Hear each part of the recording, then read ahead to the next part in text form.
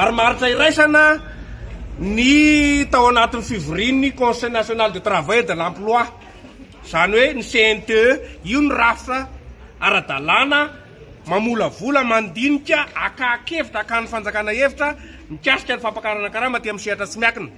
Rehefa nisy ny fivoriana tamin'ny herinandro dia tsy nisy ny marimaritra iraisana. Zany hoe samy sosikevitra zany nalefany. Ny mpampiasa sy ny vondrona miaraka aminy vondron'ny mpiasa miaraka aminy dia iny le afatantareo iny nandefa tamin'ny Facebook iny nandefa ny azy izy. Fa ny syndicat tsirairay avy koa dia samy les plus représentatifs averinay foana. Efatra ihany ny syndicat mahazo ny solotenan'ny mpiasa eto Madagasikara, efatra ihany tompoko. Dia ireo efatra ireo samy nanolotra ny sosikevitra satria tsy nifanaraka, tsy nisy fanarana tao anatin'ilay fivoriana mikasika ny fisondrotan-karama ny aty amin'ny sehatra tsy miakina. Zay eto anivon'ny syndikaly dia mazava hoe ny amin'izao fotoana izao ny Banque mondiale ny milaza hoe $3 na $3 isan'olona isan'andro ny tany fantana varany ambany zany hoe raha lasak'izay $3 zay ny karama raisy mivola raisinao isan'andro mantra indrindra ianao.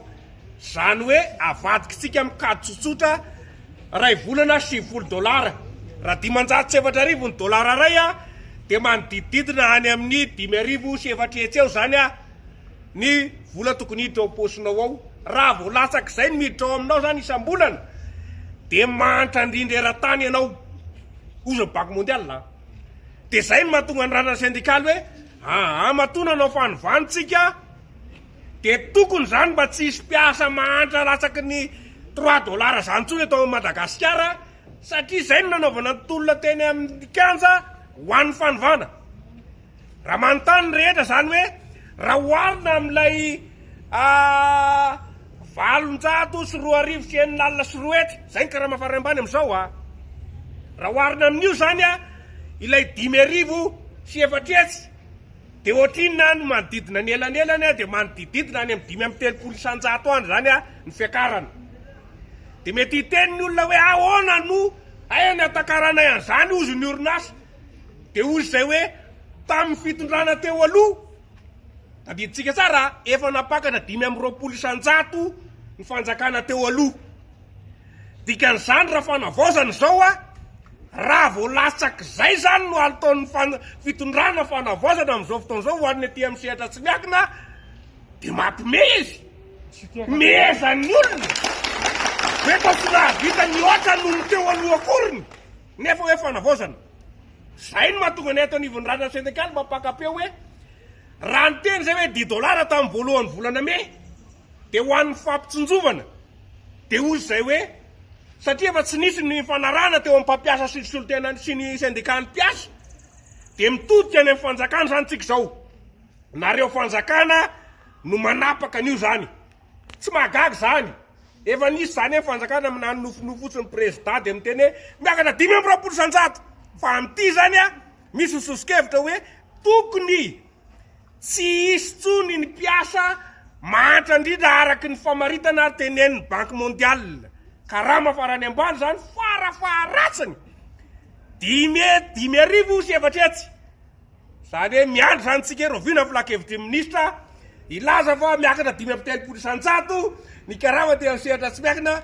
Fa raha vao tsy zay dia inona ny antony anaovana fitolomana zany raha teo ihany no arahana. Dia zay no mahatonga antsika eto anatin'ny ranana syndikaly miaraka amin'ny hetsika rehetra hoe tokony mandray fanapahan-kevitra malaky ny fanjakana. Fa ny mpiasa-panjakana isaorana azy efatra amin'ny voalohan'ny volana janoary no miatra raha matoa minisitra ny laza fa amin'ny jona izao dia hiakatra indray le ho azo indray le 200,000 ariary an-damité de logement ho an'ny mpiasa-panjakana rehetra. Zany hoe mahafinaritra efa milamina mpiasa-panjakana misaotra amin'ny fanjakana. Fa ny aty amin'ny sehatra tsy miakina tompoko izay tena moteur ho an'ny fampandrosoana dia mbola mivavatakitra ka mila izay mitaky an'izay fampakaran'izay 5,30 isan-jato ho an'ity taona ity manomboka izao zany ary manomboka tamin'ny janvier ihany koa satria tokony tsy misy fanavakavahana zany ny mpiasa rehefa mpiasa malagasy dia mitovy daholo hoe samy mpiasa fa ny fitantanana fotsiny samy hafa mety teninareo hoe mpampiasa hoe aza le sy ny barsona no atakarany azy zany de zay hoe mifanarahanareo sy ny mpampiasa sy ny fanjakana fa efa nisy teto fe 5 fiakarana narahanareo dikan'izany tokony arahanareo zay tenen'ny fanjakana eo rehefa tsy te hifanaraka taty aminay taty amin'ny mpiasa satria tsy nety ny fanaraka taty amin'ny mpiasa tsy ndrindra tsara ny mpampiasa ny tsy nety ny fanaraka taty aminay syndicat ny mpiasa les plus représentatifs zay tadiditsika zany ao anatin'ny CNTE ny mpampiasa ny tsy nety de rehefa tsy mety izy de ho zay aleo ny fanjakana anao anapaka zany